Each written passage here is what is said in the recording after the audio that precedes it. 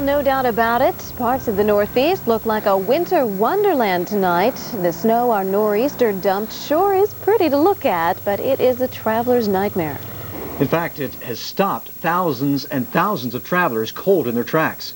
New York's LaGuardia and JFK airports were shut down for more than 5 hours at one point today. Both are struggling to open single runways, but the backlog of passengers is mind-boggling. With more than a foot of snow here in New York City, many cars are getting stuck. We'll find out how they're digging out of the snow coming up in a live report. A wide variety of weather here in the Boston suburbs. Some of you got snow, some of you didn't. We'll talk about that coming up. I'm Mike Seidel in Lowell. We'll be back in just a moment. And of course, this nor'easter is still pumping out inch after inch of snowfall. Just look at what's fallen already.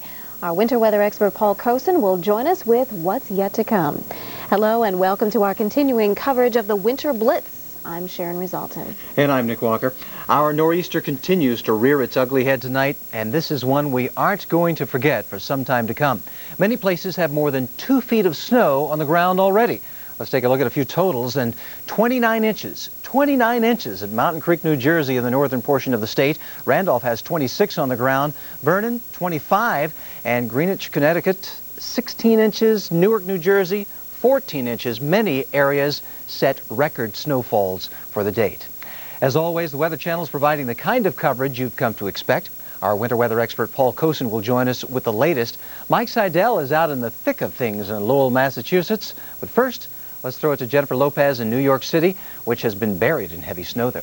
Jennifer? And buried is the correct word to use, as they have been buried in the snow, more than a foot, again, falling in New York City. Cars have been stuck in the snow throughout the day, as well as a few people trying to shovel their way just to make it out of their homes.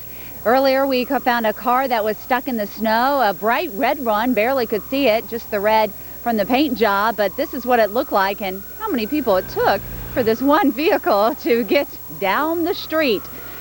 Several guys were pushing it, even a guy, if you look closely, in a short sleeve shirt trying to dig the car out of the road. So again, they did finally get the car going, but we have been encouraging people not to travel if you don't have to, because that's what the roads have been looking like, and that's what the mess that you can run into. Certainly, as we look behind me right now, things are looking okay. The sanitation department, again, has done a wonderful job here in the city of clearing the roads. Again, we haven't seen any new snow for the past several hours, so we are anticipating as we go through the night for a very cold evening with overnight lows dropping into the 20s, but no additional accumulations of snow. The snow right now is just falling from the trees here in Central Park. Now let's go up north to the northeast, or northeast of me, and find out how it's looking in Lowell, Massachusetts with Mike.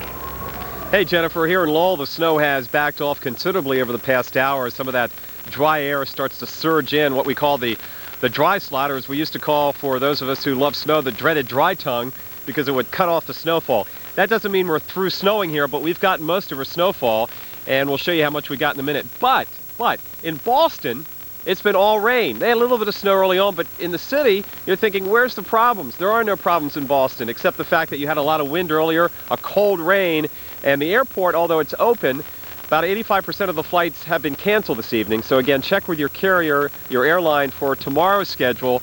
I don't think there'll be any problems weather-wise. In fact, we'll probably see some sunshine by afternoon, and the fact that they don't have to clear snow off the runways makes it a little bit easier.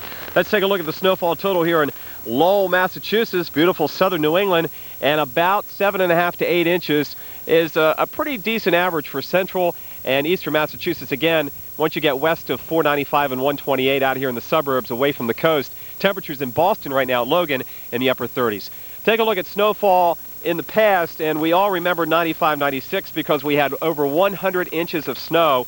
Just about every city in the Northeast set their all-time seasonal snowfall record, as did here in Boston. But then we ran into a snow drought. The average is 41 inches, but over the past 3 winters, less than that. Last year, just about 25 inches of snow. So we're due for a decent snowy winter, and with La Nina and El Nino not playing a factor, and we're basically in a kind of a neutral phase as far as the southern oscillation and those currents in the Pacific and the waters, the equatorial waters in the Pacific off the coast of South America.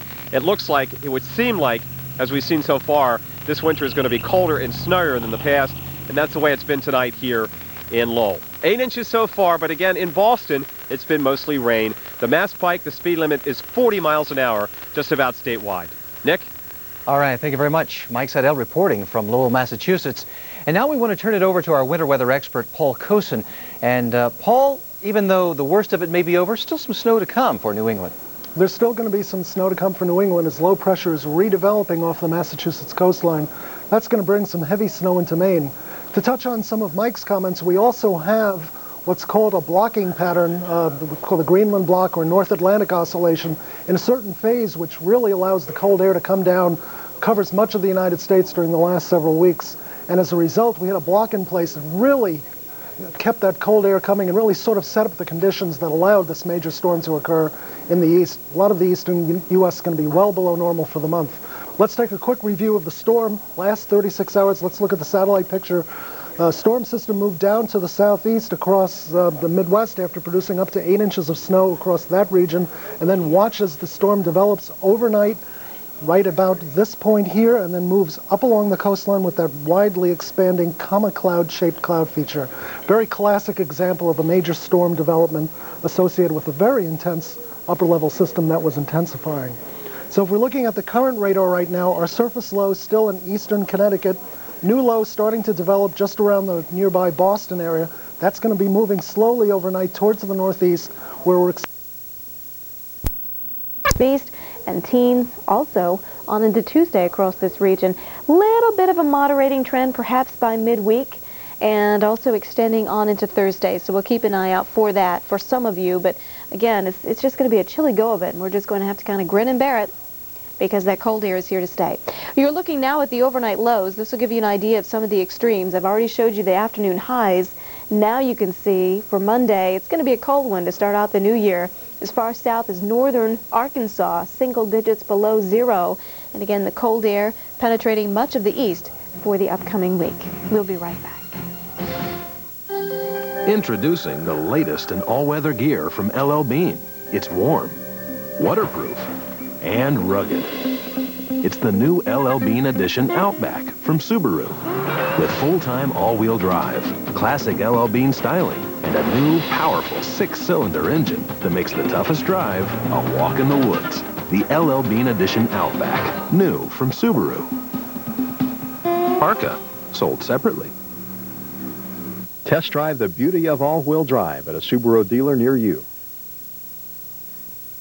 In this highly technological world, it's nice to know there is still one thing moms can trust to work exactly the way they expect it to, time after time.